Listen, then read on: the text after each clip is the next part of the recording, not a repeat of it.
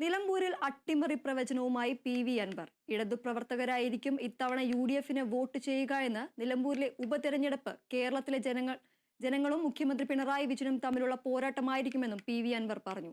നിലമ്പൂർ മണ്ഡലം മുസ്ലിം ലീഗ് കൺവെൻഷനിൽ പങ്കെടുത്ത് സംസാരിക്കുകയായിരുന്നു PV അൻവർ.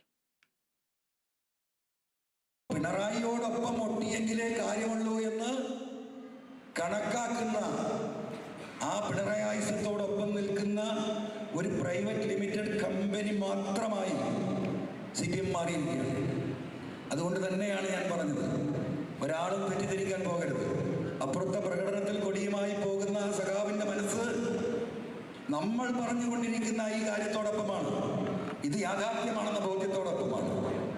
അവരെ കൂടി കൂട്ടുപിടിച്ച് അവരെ കൂടെ സഹായത്തോടു കൂടി ഇവിടെ നമ്മൾ ആദ്യം സൂചിപ്പിച്ചതുപോലെ കേരളം കണ്ട ഏറ്റവും വലിയ ഭൂരിപക്ഷം, കേരളത്തിൻ്റെ നിയമസഭാ തെരഞ്ഞെടുപ്പുകൾ എടുത്താൽ ഒരു നിയമസഭാ മണ്ഡലത്തിൽ ജനങ്ങൾ